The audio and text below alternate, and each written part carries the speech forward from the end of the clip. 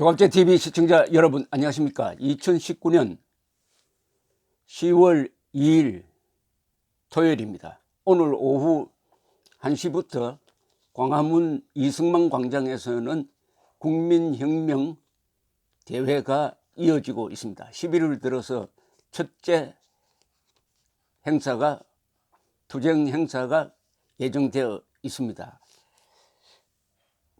어제 정의용 청와대 국가안보실장은 국민으로서 공직자로서 아니 한 인간으로서 도저히 할 수 없는 이야기를 했습니다.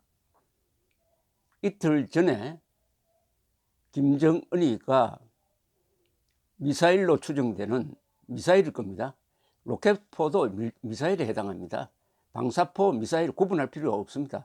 다 탄도미사일 기술을 가지고 발사하는 것은 우리가 미사일로 규정하면 되는데, 우리 군 당국은 미상의 발사체라고 합니다. 그럼 새총으로 쏜 돌멩이도 발사체가 되죠. 자, 그런데 국회 국정감사에서 뭐라고 김정은을 편들었느냐. 김정은도 아마 웃을 겁니다. 북한이 개발하는 미사일 능력은 우리 안보에 위중한 위협이 된다고 보지 않는다. 이게 말이 된다고 생각하십니까? 동맹에 대한 위협이 된다. 미국은 북한의 이번 도발을 동맹에 대한 위협이다. 그러니까 일본과 한국에 대한 위협이라고 했고, 일본은 유엔 안보리 결의 위반이라고 했고, 국가기관을 총동원해서 대응을 했습니다. 그런데 그 미사일의 1차적 공격 대상인 대한민국의 안보 책임자가 이게 위협이 안 된답니다. 위협이 안 된대요. 그 이유가 이렇습니다. 양적으로 질적으로 우리 미사일 능력이 북한보다 훨씬 우세하다. 우리도 북한보다 적지 않게 미사일 시험 발사를 하고 있다. 이건 정말 문제 있는 발언입니다. 아니, 우리가 미사일 발사하는 것은 합법입니다. 세계에서 미사일을 발사해서는 안 된다. 탄도미사일을 발사해서는 안 된다고 유엔 안보리가 결정한 결정한 집단이 바로 북한이고, 우리는 발사해도 됩니다. 국제법이 허용합니다. 왜냐? 북한은 불법적으로 핵을 개발했기 때문입니다. 북한의 미사일은 그게 재래식 폭탄을 실는 게 아니고, 그게 핵을 장착해 가지고 대한민국으로 쏘려고 하니까 유엔 안보리가 쏘지 말라, 실험도 하지 말라 라고 한 것입니다. 결의안을 통해서. 그 어떤 탄도미사일 기술로도 쏴서는 안 된다. 로켓포도 안 되고 위성 발사도 안 된다.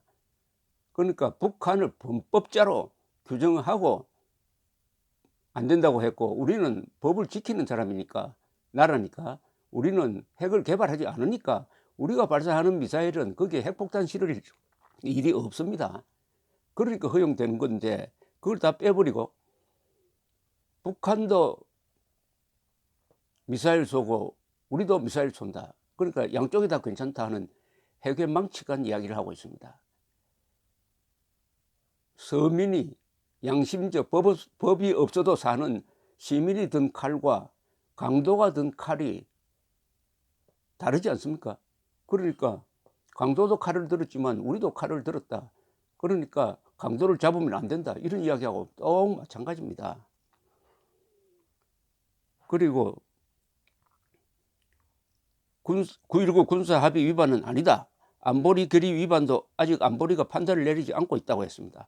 아니, 9.19 군사합의는 서로 적대 행동을 하지 않는다는 건데, 김정은이는 미사일에다가 핵폭탄 실어가지고 남한으로 쏠 수는 없으니까 동쪽으로 쏘는 연습을 계속하고 있는데, 이게 9.19 군사합의 아닙니까? 군사합의 위반 아닙니까?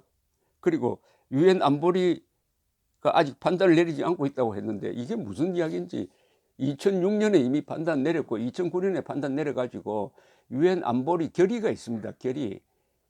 그 어떤 종류의 탄도미사일 발사도 시험도 안 된다라고 해놓았어요.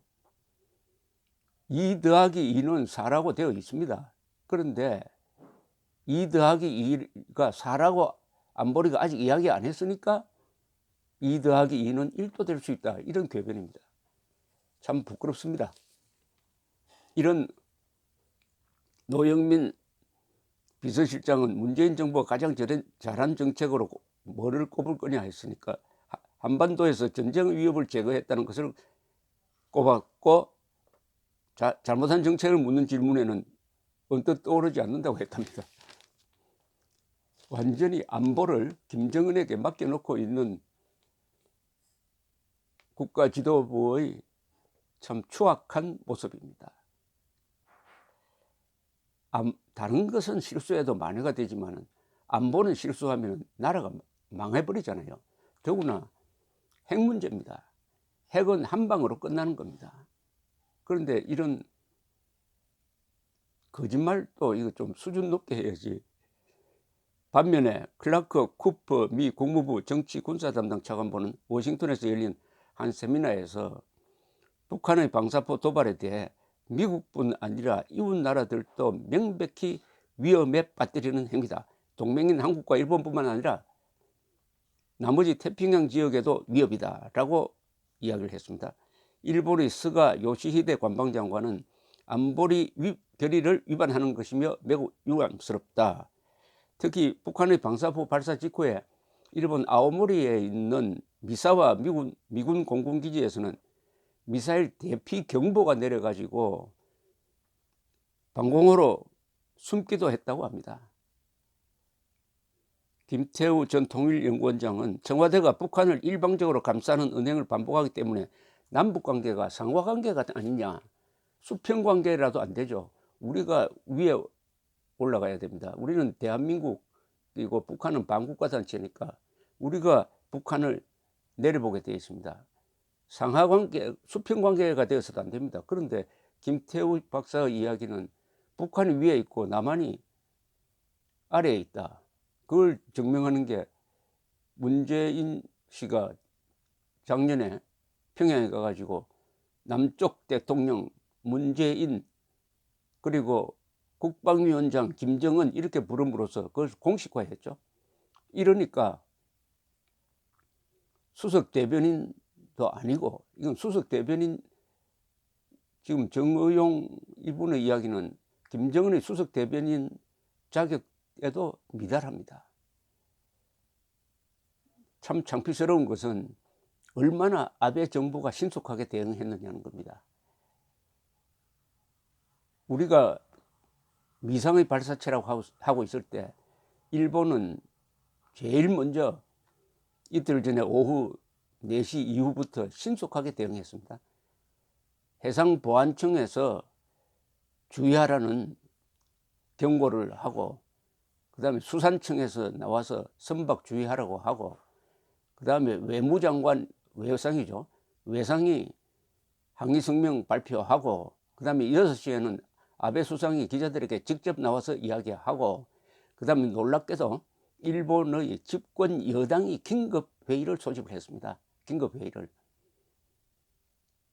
한국의 더불어민주당이 이틀 전에 긴급회의 소집했습니까? 놀고 있었죠. 안보를 포기하면 이렇게 추한 모습을 보입니다. 가장 중요한 죽고 사는 문제를 포기하면 사소한데 목숨을 거는 치사한 정치를 하게 되어 있습니다. 이스라엘이 왜 비장하게 보입니까? 삼국통일한 신라의 주인공들이 한마디 한마디가 왜 그렇게 비장하게 보입니까? 바로 국가안보 문제를 나의 문제다 라고 딱 안았기 때문입니다. 그런데 국가안보는 김정은에게 맡겨놓으면 된다, 미국에 맡겨놓으면 된다 라고 하는 사람들이 이런 행태를 보입니다. 우리가 월남 파병했을 때 맹호는 간다라는 노래가 있었어요. 거기에 자유통일 위하여 길러 온 힘이기에 조국의 이름으로 어딘들 못 가릴까 라고 했습니다. 그건 1960년대, 아직도 우리가 국력을 제대로 갖추기 전에 벌써 자유통일 위하여 길러 온 힘이기에 조국의 이름으로 어딘들 못 가릴까.